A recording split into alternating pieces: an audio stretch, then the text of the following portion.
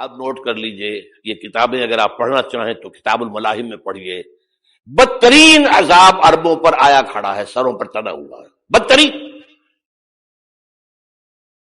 ایسی جنگ ہونی ہے الملحمۃ العظمی، جس کو کہ میں بھی آپ کے گواہی پیش کر دوں گا، جسے کہا گیا ہے لاسٹ کروسیڈ. بش نے بھی کروسیڈ کا لفظ بول دیا تھا، پھر واپس لیا اس نے. نکل جاتی ہے جس کے منہ سے سچی بات مستی میں، فقیہ مصلحت بین سے اور ہندے بادہ خار اچھا، کروسیڈ کہہ کر پھر واپس لیا. یہ کروسیڈ، اس کے اوپر جس قدر نقصان ہونا ہے عربوں کا، گریٹر اسرائیل بنے گا، یہ عراق، شام، اردن، سعودی عرب کا کچھ شمالی علاقہ، ترکی کا جنوبی علاقہ، مصر کا صحرائے سینا، اور اس کے ساتھ ہی جو بہترین اس کا زرخیز ترین علاقہ ڈیلٹا آف نائل، یہ سب یہودیوں کے قبضے میں جائیں گے. اس کو حدیث میں کہا گیا الملحمۃ العظمی. عیسائی 80 علم لے کر ہے مسلمانوں تم پر حملہ آور ہوں گے، اور ہر علم کے نیچے 12,000 فوج ہوگی، 9.5 لاکھ فوج. یہ نیٹو کی تیاری کس کے لیے ہو رہی ہے؟ جب یو ایس ایس آر کا خاتمہ ہوا تو پوچھا گیا تھا نیٹو چیف سے، اب کس لیے؟ تمہارا وہ دشمن تو ختم ہو گیا، اب ہمیں اسلامک فنڈامنٹلزم سے نمٹنا ہے. وہ جانتے ہیں خطرہ یہی ہے، اب اسلام ابھر سکتا ہے. مسلمانوں کے سینوں کے اندر وہ آگ ہے، اوپر خاکستر آ گیا ہے، تم کہیں اٹھانا بیٹھنا، یہ اندر تو انگارا ہے، اوپر سے راکھ ہے، اس سے دھوکہ نہ کھا جانا ان کے دلوں کے اندر. اور بش نے کہا تھا مسلمان چاہتے ہیں کہ ہسپانیہ سے لے کر انڈونیشیا تک نظام خلافت قائم کریں. اور میں حیران ہوا تھا کہ اس کمبخت کو ہسپانیہ کا خیال کیسے آ گیا؟ ہمیں تو کبھی آتا ہی نہیں، اب ہم تو بھول گئے. وہ تو 500 برس پرانی بات ہے، جبکہ وہاں سے ہمیں نکال دیا گیا تھا. اگرچہ اقبال نے کہا تھا ہے ارض فلسطین پہ یہودی کا اگر حق، ہسپانیہ پر حق نہیں کیوں اہل عرب کا؟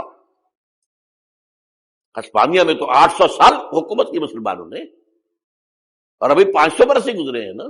یہودی تو ارض مقدس سے 2000 سال نکالے گئے. انہیں لا کے آباد کیا گیا، عربوں کے سینے میں خنجر بھونک دیا گیا. وہ چھوٹا سا ملک جو چاہتا کرتا، کوئی پوچھنے والا نہیں. امریکہ جیسے اپنے بیٹے کی حفاظت کرے ویسے کرتا ہے اس کی.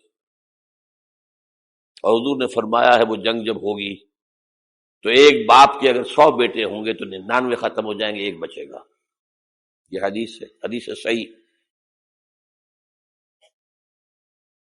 اور آپ نے فرمایا ویل للعرب من شر قد اقترب، عربوں کے لیے ہلاکت ہے، عربوں کے لیے بربادی ہے اس شر سے جو قریب آ چکا.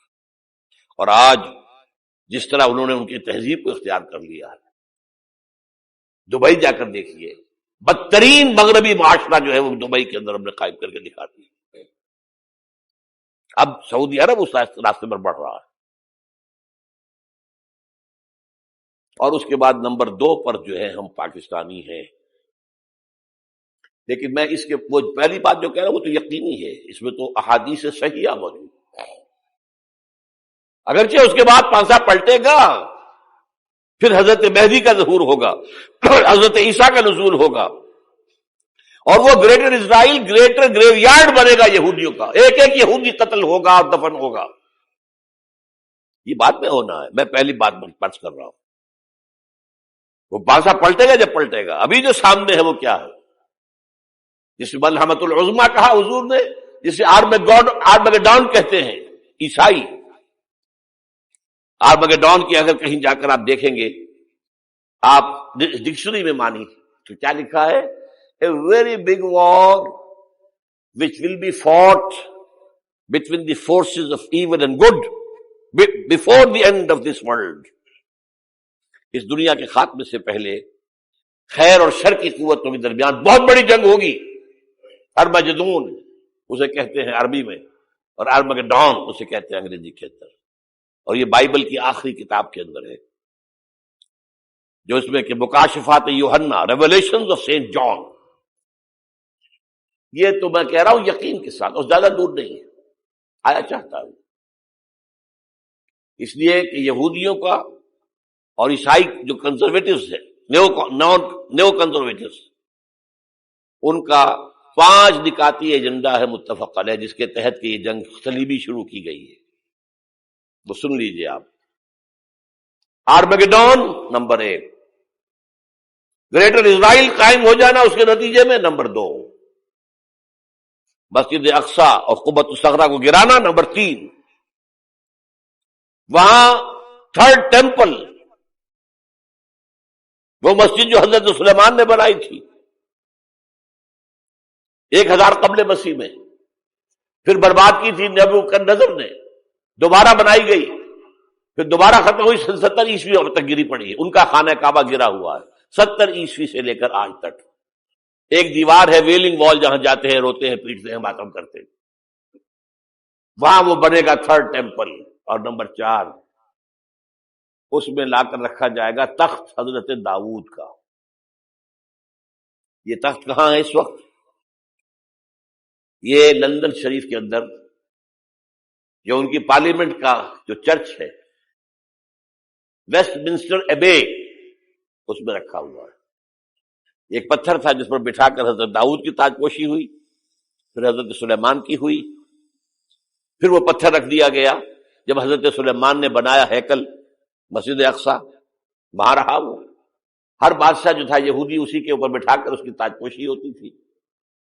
سن 70 میں ٹائٹس نے گرایا اسے ہیکل کو، وہ پتھر لے گیا، وہاں سے روم گیا، روم سے آئرلینڈ گیا، آئرلینڈ سے اسکاٹ لینڈ آیا، اسکاٹ لینڈ سے انگلینڈ آیا، اور اب وہ رکھا ہوا ہے 14ویں صدی عیسوی سے آج تک. وہ ویسٹ منسٹر ایبے میں رکھا ہوا، ایک کرسی کی سیٹ میں اسے بنا دیا گیا ہے تخت کی شکل میں. اب انگریزوں میں کوئی ملکہ ہو، کوئی بادشاہ ہو جس کی بھی تاج پوشی ہونی اس میں ہو، یہ لا کر رکھا جائے گا تھرڈ ٹیمپل میں. اور اس پر یہودیوں کے خیال کے مطابق ان کا مسیحا آئے گا جو مسیح دجال ہوگا. عیسائیوں کے خیال کے مطابق حضرت عیسیٰ آئیں گے، وہ ہمارا بھی خیال ہے حضرت عیسیٰ آئیں گے علیہ السلام. بہرحال یہ تو بات کی باتیں ہیں نا. اس وقت جو میں عرض کر رہا ہوں، عربوں پر بہت بڑا عذاب، اور پاکستان کا معاملہ البتہ یہ ہے، میں یقین سے نہیں کہہ سکتا. ہینگنگ ان دی بیلنس، ہو سکتا ہے اللہ تعالی ہم پر رحم فرمائے، ہو سکتا ہے، اگرچہ اس کی تو شرائط ہوں گی. چمن کے مالک اگر بنا لیں موافق اپنا شعار، اب بھی چمن میں آ سکتی ہے پلٹ کر چمن سے روٹھی بہار، اب بھی ہو سکتی ہے.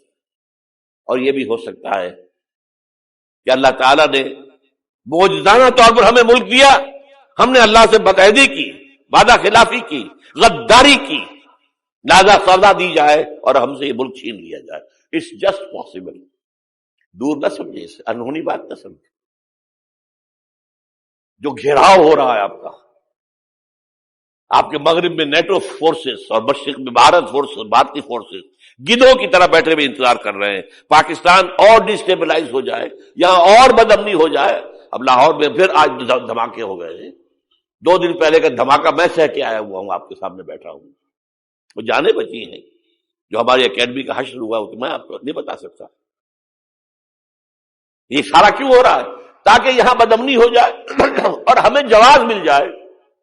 مغرب سے نیٹو فورسز داخل ہو جائیں، مشرق سے بھارتی فورسز آ جائیں، اور ہمارے ایٹمی دانت توڑ کر اور پھر ہمیں بھارت کے سامنے ڈال دیا جائے. نو ڈو ایز یو لائک. یہ ان کا نقشہ ہے. ہوگا کیا وہ اللہ جانتا ہے، ہوگا وہ جو اللہ چاہے. لیکن اللہ کا چاہنا جو ہے وہ کس پر منحصر ہے؟ یہاں انقلاب برپا کرو، یہاں اسلام لاؤ. اگر دھندوں میں لگے رہو گے تو وہ خود بخود نہیں آ جائے گا انقلاب. صحابہ نے جانیں دی تھی، کتنی تکلیفیں اٹھائی تھی. 12 برس تک مکی دور کے اندر با نشہ درویشی در ساز و دمادم زن، جو پختہ شبی خدرا بر سلطنت جم زن. یوم طائف یاد ہے جو حضرت عائشہ فرماتی ہے کہ میں نے پوچھا تھا حضور سے کہ یوم احد سے زیادہ سختی بھی آپ پر کبھی آئی؟ یوم احد پر کیا ہوا تھا؟ تلوار کا وار پڑا تھا آپ کے چہرہ مبارک، یہ جو رخسار کی ہڈی ہے اس کے اندر وار گیا ہے، اوپر خود کی 2 کڑیاں تھیں وہ اس میں گھس گئیں، 2 دندان مبارک شہید ہوئے۔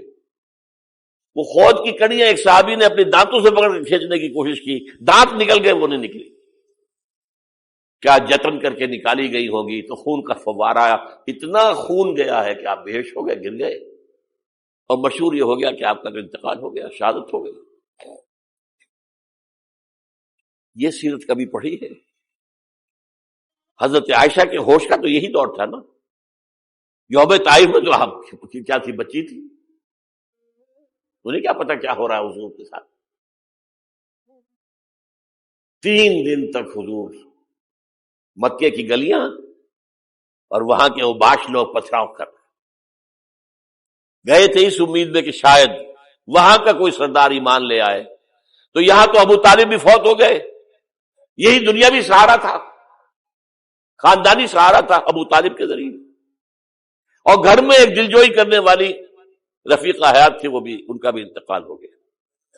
آپ نے کہا یہ عام الحزن ہے، اب تو سب کو طے ہو گیا قریش کو کہ اب جیسے قتل کر دو ان کو، اسی لیے آپ گئے طائف، شاید وہاں کا کوئی بڑا سردار مانے ایمان لے آئے مجھ پر تو میں اپنا مرکز ادھر شفٹ کر دوں۔ تینوں سے ملے ہیں، تینوں نے وہ جواب دیے ہیں، نکل جاؤ یہاں سے، میں تمہارے ساتھ بات بھی کرنے کو تیار نہیں۔ اچھا، تمہارے سوا کوئی نہیں ملا تھا اللہ کو نبی بنا کر بھیجنے کے لیے؟ دیکھو جاؤ، میں بات نہیں کرنا چاہتا، ہو سکتا ہے میں بے عزتی کر بیٹھوں، واقعی تم اللہ کے نبی ہو تو میں مارا جاؤں گا، جاؤ جاؤ جاؤ۔ یہ سلوک محبت کے ساتھ ہوا ہے۔ اور پھر چھوکروں کو، اسٹریٹ ارچنز جنہیں آپ کہتے ہیں، اشارہ کیا تھا، خبر لو ان کی، پتھراؤ ہو رہا ہے، ساتھ کوئی ہے ہی نہیں، ایک آدمی صرف، زید ابن حارثہ۔ اب سامنے سے پتھر آ رہے ہیں تو حضرت زید آگے آ جاتے ہیں، ڈھال بنتے ہیں، مجھے لگے پتھر حضور کو رہے، آپ پیچھے سے آ رہے ہیں، چاروں طرف سے تو ڈھال نہیں بن سکتا ایک شخص، جسم لہو لہان، خون جا کر جوتیوں میں جم گیا ہے، جوتی اتر نہیں دی۔ پھر وہاں سے واپسی پر جو دعا مانگی ہے، اللہم الیک اشکو ضعف قوتی وقلت حیلتی وہوانی علی الناس، اے اللہ تیری جناب میں فریاد لے کر آیا ہوں اپنے قوت کی کمی کا، اپنے وسائل کی کمی کا، اور جو ذلت و خواری ہو رہی ہے لوگوں کے سامنے، الا ملتکلنی، مجھے کس کے حوالے کر دیا ہے، الا بعیدی یتجہمنی، یہ میرے اوپر ہجوم کر کے آ جائے، حملہ کرے، اور عدو ملکتا امرے، یہ دشمن کے حوالے میرا معاملہ کیا، جو چاہے کرتے وہ۔ لیکن پھر عبدیت غالب آتی ہے، ان لم یکن علی غضبک فلا ابالی، اللہ اگر تو ناراض نہیں ہے تو مجھے کوئی پرواہ نہیں، سر تقسیم خم ہے جو مزاج یار میں آئے، مجھے اندیشہ یہ ہے کہ تو ناراض تو نہیں ہوگی۔ یہ تکلیفیں جھیلی ہے، سینکڑوں صحابہ نے جانوں کا نذرانہ پیش کیا ہے، احزاب کی جنگ میں فاقوں پر فاقے ہو رہے تھے، اور ان فاقوں کی حالت میں خندق کھودنے کا حکم ملا ہے، لوگوں کی کمریں دوہری ہو رہی ہیں، پتھر باندھے ہیں اپنے پیٹوں سے، اپنے چادروں کے ساتھ کس کر، کمر دوہری نہ ہو جائے۔ اور جب صحابہ کدالیں چلا رہے ہیں تو کیا کہہ رہے ہیں، نحن الذین بایعوا محمدا علی الجہاد ما بقینا ابدا، اللہم لا عیش الا عیش الاخرہ۔ صحابہ کہتے تھے ہم وہ لوگ ہیں جنہوں نے محمد سے بیعت کی ہے کہ جہاد کرتے رہیں گے جب تک جان میں جان نکل جائے تو بات، اور جان ہے، چاہے ابھی بھوک سے کمر دوڑی ہوئی جا رہی، جان تو ہے۔ اور ایک دفعہ کہتے تھے اللہم لا عیش الا عیش الاخرہ، اللہ عیش زندگی تو آخرت کی زندگی ہے۔ اور حضور فرماتے تھے، حضور کے بیٹھے ہوئے نہیں تھے گاؤں تکیا لگا کر، پتھر اٹھا کر خندق میں سے لے جا کر باہر پھینک رہے تھے، جب صحابہ کہتے ہیں اللہم لا عیش الا عیش الاخرہ، حضور فرما رہے ہیں فاغفر الانصار والمہاجرہ، اے اللہ ان انصار اور مہاجرین کی مغفرت فرما دے۔ پھر حضور کی خدمت میں کچھ لوگ آئے، حضور اب یہ فاقہ ناقابل برداشت ہو گیا، دیکھیے ہم نے یہ پتھر باندھے ہوئے اپنے پیٹ کے ساتھ۔ حضور نے کرتا اٹھا کر دکھایا، وہاں 2 پتھر باندھے ہوئے۔ یہ ہے سیرت النبی۔ آپ کس چیز کو سیرت النبی سمجھتے ہیں؟ بہرحال اس موضوع پر میری ایک کتاب ہے منہج انقلاب نبوی، کہ انقلاب کیسے آیا تھا۔ اگر دل میں ذرا بھی آرزو پیدا ہو گئی ہو کہ اللہ قبول کر لے مجھے قبول کر لے اس کام کے لیے، تو وہ کتاب آپ کے لیے مسٹ ہوگی، اس کا پڑھنا۔